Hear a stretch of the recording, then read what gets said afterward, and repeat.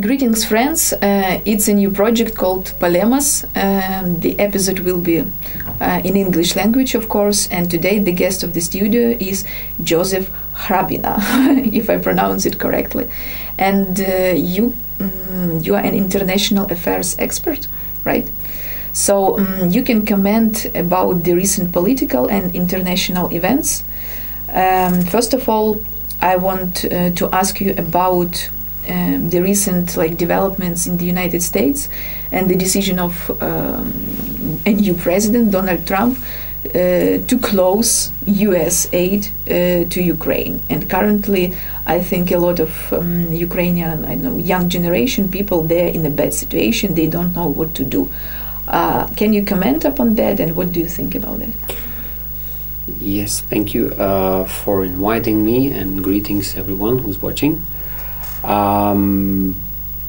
Well, the situation is very unfortunate, and it shows the fragility of political funding, which can always change with the new administrations, with the electoral cycle. We know that the electoral cycle is usually 4 to 5 years, but recently in the West, especially in Europe, the trend or that mandates are shortening due to the early elections in unstable governments across Europe. When it comes to U.S. aid, it's not only problematic for NGOs in Ukraine. It's also problematic for a state budget, if I'm not mistaken. Many of the state programs and ministries are funded from U.S. aid. And I believe after the review and auditing, the funds will resume, but they will resume to projects that are more aligned with the thinking of Donald Trump's administration. This is at least my estimate, because let's not forget, Donald Trump was a supporter of Ukraine during his first term. He even sent first weapons to Ukraine, or arms delivery. So, I mean, it's not black and white, I would say. It's not black and white, of course, but at the same time, it's a bit problematic.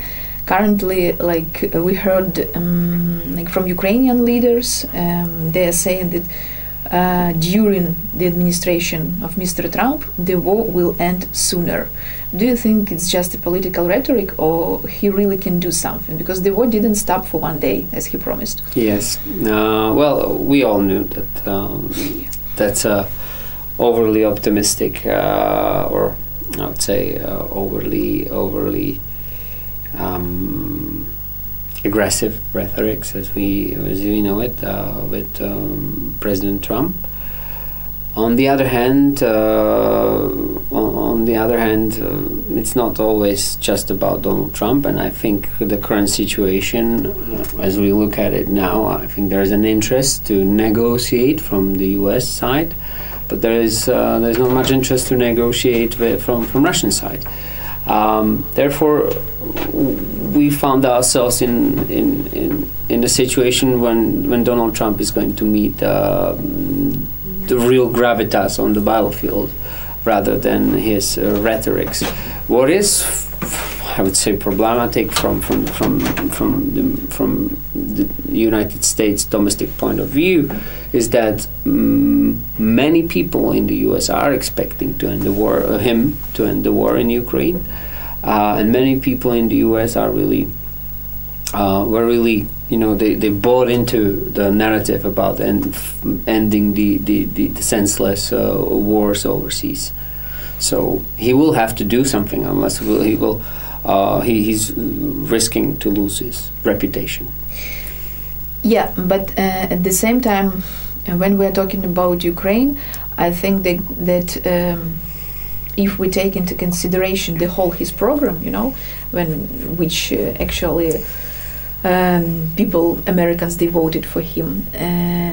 Top priority in foreign policy is not Ukraine, because I think that will be more oriented on the Israel and Palestine and Gaza conflict. Like, what is the number one priority in international policy for new American administration? So number one priority is America, of course. Securing the U.S. I believe what we're witnessing right now is that Donald Trump is trying to create Fortress America. It's a return. It's a return to Monroe Doctrine, which we all thought that it's long, or not long, but gone in the 21st century, because China and Russia were able to establish their friendly regimes, such as Venezuela in the Western Hemisphere. For those who don't know, Monroe Doctrine is a doctrine of creating the Western Hemisphere, the America's sole sphere of influence, and anybody who would try to interfere there would be met with the fierce resistance from the U.S. side, which is now, when we look at the Greenland discussion, Panama discussion, Mexico discussion, we really see that recent agreement with Colombia, we see that the Donald Trump really is trying will probably try to be less proactive overseas, but more active in the Western Hemisphere, which also touches upon the peace or the peace deals in Ukraine and Israel, Palestine conflicts, and trying to ramp up NATO's military expenditure in order for Europeans to take over the security commitments in Europe, especially in Eastern Europe. Okay, so still the attention for Ukraine, they will keep the attention. Like, we will get the attention. I mean, in terms of when something like huge happens on the Middle East, if we're talking about Syria and Gaza again, and Israel, Palestine, we see how the whole attention of the world media has been driven to another conflict, and Ukraine is forgotten suddenly. And actually, we have a war for 3 years. Just talking for people, I'm curious how much we're risking, how much Ukraine is risking. Really, the population on the West are tired from Ukrainian war, or no? It's a very difficult question. Whether the Western populations are tired. The Western population is tired, especially in Europe, from economic crisis and costs of living crisis. And anything that adds to their expenses is considered to be, something that is not really necessary at that point. And we see the signs of anti-system, pro-Russian governments rising from the latest rounds of elections. Far right parties gaining traction in the major European countries such as Germany, Austria, France, Italy as well. Although Italian government is a staunch supporter of Ukraine, let's not forget about this. I would say it depends, but also I think there is right now at this point there is more people that want to end the war rather than continue supporting Ukraine and fighting the war. And I think this also reflects the situation in Ukraine as well, unfortunately. So I think we're looking at the end of the war this year, regardless of what at least this phase, at least the phase of this war. because we know that the war has started in 2014. This is the second phase with the full-scale invasion of Russia. We don't know what's going next, of course. And during the last meeting, you said that actually you traveled to the east of Ukraine. First of all, I want to ask if you can share what you have seen by your own eyes. You talked with people, and do you believe that population in Ukraine, for my humble opinion, they are polarized? Someone want to finish the war, and someone will fight till the end. So how do you see for yourself, in terms of international policy, some ceasefire or peace agreement will be signed during this year or no? Well, I definitely think there will be some peace agreement this year. First of all, that's my knowledge of the battlefield situation and how the war is, the direction of the war. Secondly, there is a lot of fatigue amongst Ukrainian population. They have been fighting bravely, and I don't think any European country would stand up against an aggressor in a way that Ukrainian nation has stood. Unfortunately, this was a fight of David against Goliath, and it was a war of attrition. And I believe that the best of your nation and the bravest of your nation, may their memory will be with us forever.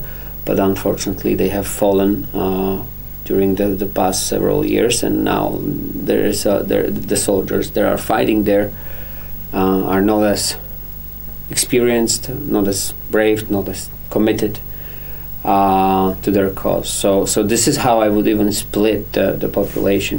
People that are fighting from 2014, and many of them are my friends. They want to continue the war because they sacrificed their life for Ukrainian sovereignty. And then there are people that were recently mobilized, and they were unwillingly brought to the battlefield, and they're not as committed, and they would like to end the war sooner or later. Of course, then you have civilian populations, and that is also the civilians are. First of all, I have to note the sheer tragedy of a civilian population, and not only population, animals in the frontline zones. I've noticed so many stray animals, dead animals. It's a giant ecological and human catastrophe that is happening down there. Not to mention the impact on soil and from all the ordnance and on the quality of the air. These areas will have to be revitalized and brought back to life in decades, not in return for what happened over just 3 years. So yes, and also the population these people are very brave that they stayed in their homes, and I understand their dilemma that they don't know anything else but their family house somewhere in Donetsk or in Zaporizhia or somewhere around Kharkiv, near Kupiansk. I think the most touching or most tragic scenes I've seen were in Kupiansk, where I saw people trying to get on, just go on with their lives, and Kherson as well. Let's not forget about Kherson. It's often being forgotten in your media and in the world media as well, because the tragedy that this city has been through is something unimaginable. So yes, this is the human angle of the war, which I think the ordinary people are suffering always the most. Yeah, from political decisions. Okay, from this, let's call it like that, realistic but at the same time pessimistic note, let's shift to Russian propaganda. Maybe you can say how fluent is it in the Europe now, and especially in your country, in Slovakia, and maybe I don't know. We heard like different declarations of manifestations of love to Russia, especially from some leaders of Eastern European countries. For example, Mr. Orban just recently. So I'm just wondering. When it will end, or how they're buying people, or how strong is it still now? Maybe we can somehow reduce it, Ukraine, I mean. Well, first of all, on the traction of gaining Russian propaganda gaining traction in Eastern Europe, I believe it's due to the frontline momentum and the political disunity in the West. These two dynamics are reinforcing narratives that are not really positive. They're reinforcing foreign propaganda in our countries. Of course, it's very unfortunate because again, it's showing disunity in the West. And we, the best remedy for any type of disruptive messaging is firstly unity, and secondly is a good performance in economy, good performance in politics, good performance in society. Once the society is happy, it doesn't have a reason to question their political power, and therefore propaganda doesn't have much of a ground where to grow. It's like a tumor, it grows on from failed cells, and these failed cells could be failed policies on the ground. So they have ground in these countries. Yes, of course. Of course, Slovakia has a severe, for instance, costs of living crisis, but it's not only. Germany is also a post-Soviet country when you split it into a part of it. Yeah. But Germany and Austria as well. So we have a severe cost of living crisis. We have a severe crisis of industrial output in Europe, which comes with many with decline in economic performance, and that also reflects in distribution of benefits, economic and political benefits within Europe, and then you can when that reflects into disappointment with the political establishment that has been to a large extent responsible for these I would say failed policies or flawed policies that we have been pursuing in the past 20 years, and that gives room to anti-system voices and criticism of the system, and this is where the Russian propaganda dwells. It doesn't have to necessarily be praising Russia. It's enough to start disunity. It's enough to start criticize and divide society, because this is where you get the most powerful. You divide society. You divide and conquer. Yeah, but we have the same, in Ukraine, and the enemy is very strong. And what I mean, for example, they find some conflict and they try to disunite people. But actually, it's working for every country. For example, one of the best friends of Mr. Putin, Marie Le Pen, etc. They are just. The aim of Russian regime, for my humble opinion, is to buy people who are promoting populism in Europe. They are his friends are only populists. He's not making friends with those who are liberals or conservatives, only those who are very strange, let's call it like that. Extremists. Yeah, I wouldn't say necessarily it's always necessarily extremists, but yeah, we see that on extreme left and on extreme right. That these parties tend to be the most pro-Russian or at least anti-system. Yeah, as you pointed out, it's dwelling on differences. It's dwelling on dividing society.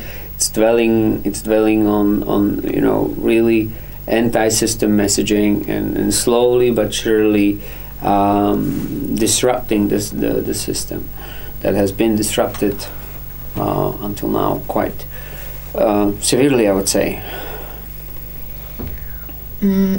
I want to ask just for myself, because I have been following some news, Slovakian news, and I want you to tell about this story. Like, it was just an inspiring story for me when your prime minister became a woman who fought for the rights. Like somehow she built her career on the protecting trash. If I'm not wrong, like she was a civil activist and she became a first woman prime minister in Slovakia. I'm just curious about this story. It's a president. It's our former president Čaputová.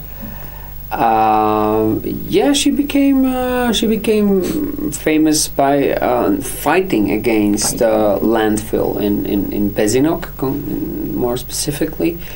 Yeah, she was a civil rights activist, and I think she was a very representative head of state. But unfortunately,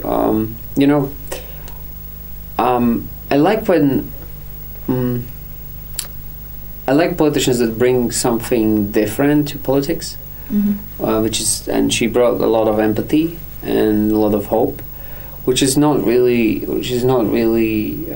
domain of politicians, And unfortunately, people like that tend not to survive. They don't survive in a political waters which are very predatory in their nature, and that's why she didn't pursue her second term. I'm not saying she was perfect, but she definitely brought something different, and I believe she's going to be remembered in a positive light. When I was last time in Bratislava, there was a lot of talks about, if I'm not wrong, Sputnik TV or something like that. This media, which Russia is sponsoring, is really popular in your country. Is it so or no? No. There was at one point Sputnik CZ, which is a Czech affiliate of Sputnik. But I think it was blocked at the beginning of the full-scale invasion in 2022. I might be wrong. I'm sorry. I'm not. I'm not following Russian media, especially not their cheap knockoffs in Eastern Europe. But I believe that this was blocked in Czech Republic, and there is no Slovak affiliate of. Maybe I'm wrong again. Of Sputnik. Okay. I think it's good news for Ukraine. So I'm just trying to understand how is it working, because I think they are very good in these terms, and they are giving huge money to propaganda in Europe, like really huge. And this what, again, for my humble opinion, which Ukraine lacks. We are not promoting. Do you see some English language media in Europe about Ukrainian English language media? Not really, and that's a big mistake, actually.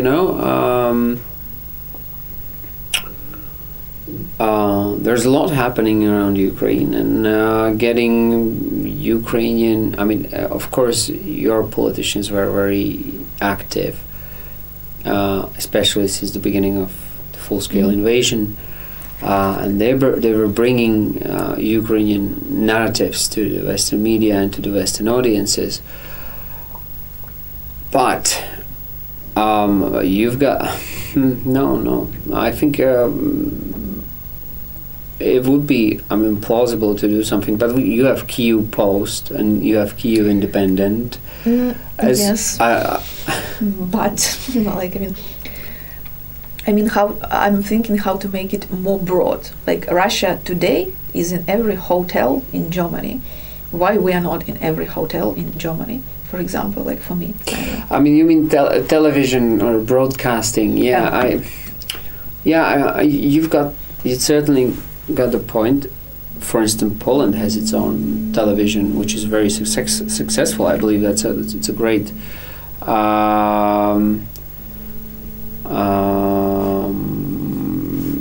It's a great successful project. So why not Ukraine?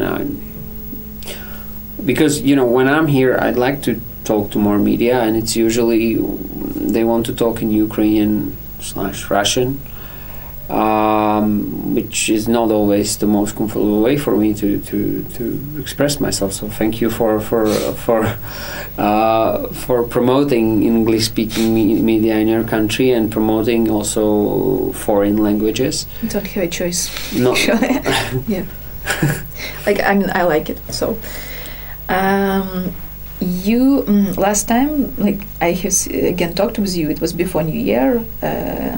You said actually that for you this battle of Ukraine and Russia is kind of a battle of more remind like Lord of the Rings or something like that. And in terms of fiction, like do you see some parallels of Ukrainian conflict in fiction? It's just my interest. Hunger Games or something like that. No, I'm a realist. I'm sorry. I don't really believe in mystifications. I don't believe that things are black and white. I really think the world is very nuanced and everything falls under the rules of balance of power and the power politics. And it's a terrible world of a realist because you understand that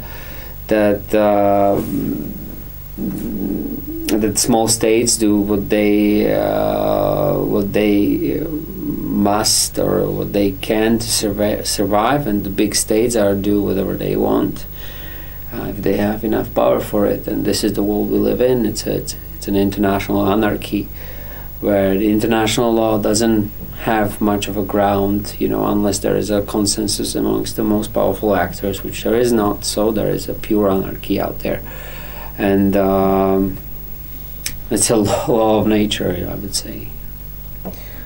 Did you expect for yourself, like maybe? You said that your friends have been fighting since the 2014, so basically the war started 10 years ago, even more. So, did you expect for yourself that the war will start back then? No, full scale? No. I was amongst those unbelievers in the intelligence information we've been getting since in the second half of 2021. It didn't make any sense, and it didn't make any sense after Russia has invaded Ukraine because. As it turned out, the force Russia has been gathering in Ukrainian border territories wasn't enough. It took 10 times more force to actually fight and not take over the whole Ukraine, invade Kyiv or occupy Kyiv, lay a siege to Kyiv or whatever you will. It took 10 times more force to localize the war in its current front lines, which is from south to east, now also in the north, but that's not really from the Russian side. It's a Kursk invasion. Mm-hmm. Regardless of that, I mean, I didn't believe because it didn't make any sense, and Russians really marched into Ukraine like it's a deal done. They have won. They're going to take over Kyiv in 5 days, and we all thought so. Russia was the second most powerful army in the world, and I believe. So you believe that they will take Kyiv for 2 days? I thought it's gonna be very quick. I didn't know how resilient Ukrainian people are. I believe the biggest heroes are they show themselves in the times of crisis, and you definitely proved the point. I mean, Ukrainian nation. So yes, they came catastrophically unprepared. That's why I thought they won't invade, but they did it anyway. So I stand behind my words from before the invasion. It didn't make any sense, and I don't think it makes any sense today either, because it cost hundreds of thousand lives and so much suffering. Do you think that people on the close to the borders of Ukraine, countries which are close to the Ukraine on the border, they realize that they will be next if we will there is this lose? There is this common sense. We see that especially Baltic states, Poland, Romania, and they all are really ramping up their military expenses, and they're really buying new equipment and preparing that for the moment when the war won't be just limited to Ukraine. For small states like Slovakia, I mean, if you take a history of Slovakia, we are any small state we are masters in bandwagoning. What does it mean, bandwagoning? Whenever there is the most powerful actor arrives, we just join him. So Slovaks were part of Hungarian monarchy, then Austro-Hungarian monarchy, then we were part of Czechoslovakia, Nazi Germany, Soviet Union, and now we're Europeans. And that's the art of survival of the small state, because you have too little people. You don't have a big population. You don't have this in your blood to fight against the big. So the curse of countries like Ukraine or Poland is that they're big enough for other great powers to be concerned with keeping them weak, because they can be a threat to the big great powers, such as Ukraine is a threat to Russia, Poland is a threat to Russia, and that's why Russia has invested a lot of resources in keeping Poland weak in the history, throughout the history, in the wars. Yes, that's unfortunately curse of bigger states. I would say middle powers that are actually capable of interfering in a great power relations. That's very interesting what you are saying. I think it will be the last question because it's pretty cold here. So I just want to ask again, Slovakia and Czech Republic. I'm just trying to understand for myself because I like it. Do you still feel this influence of Czech Republic in your country, or do people they are divided, because it actually historically it was not so long ago when you were spread and population after all this Oksamitova revolution and all this stuff. Do you still remember that? No.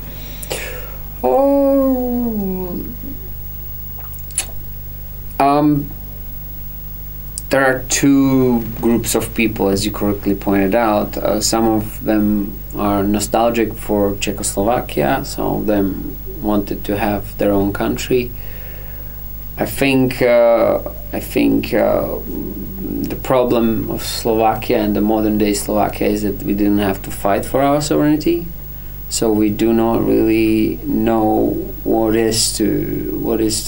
how to properly celebrate or how to properly honor the fact that we're a sovereign nation, something that Ukraine is going through now. And I believe these terrible moments will be forever in your history, coded genetically in every each of Ukrainian as a fight for their own country and freedom and their own sovereignty. This is what we don't have in Slovakia. This is what we're lacking there, and that's why we have a political culture like we do. And unfortunately, we don't have a political culture, and that's the problem. We don't look at things strategically. We tend to, as I said, bandwagon with bigger states. We tend to reap benefits from bigger states. So we always rely on someone bigger to fix our problems for ourselves. So we can then complain about how these problems were fixed for us. Okay, that's interesting fact. I didn't know about that. Because, for my humble opinion, I think that Russia attacked us because we're smaller, just because of the size. They're using the tactics of attacking those who are smaller, Georgia, etc. But who's bigger from Russia? You know, it's America. I don't think. I mean, strategically, it doesn't make any sense for Russia to attack America. I mean, Russians are just trying to save what's left from the post-Soviet sphere of influence, and whenever they feel like they're losing, especially to NATO, so the NATO is going to expand to their former dominion. They tend to see this. Dynamic as a zero sum. So, like, it's either or. And this is very deeply rooted in Russia's strategic culture. Kto kogo. So that's why they are reacting the way they are reacting. And unfortunately, from coercive tools, Russian foreign policy has at its disposal its only military force that is more or less working. They don't have any soft power tools, so they don't have a power of attraction. They cannot really attract other nations because, you know, what European Union does is that we have a functioning model of economy, free society, freedom of speech. We're offering, free markets. So we're giving individual entrepreneurs to a space to grow under the clear and transparent rules. This Russia doesn't have. That's why it doesn't have an attractive, system that could be taken over by other states in its neighborhood. And that's why the EU was so successful in its expansion, because it was offering benefits that were coming with the European Union. Unfortunately, this has been wildly limited with the economic crisis in the European Union, and unless we won't fix our economy at home, our power of attraction will vanish with it. I didn't want to switch the tables with Russia, but yeah, I mean, this is the sheer realism of international relations. Okay, finishing still on realism, not on fiction, unfortunately for me. Joseph, thank you so much. Thank you, Ika. Thank you for joining my project, and I think it will be not the last time when you joined it. I hope the project it will continue for sure. So thank you for staying with us. It was Polemos. I think it was the 9th episode, and I hope you enjoyed it. Stay with us.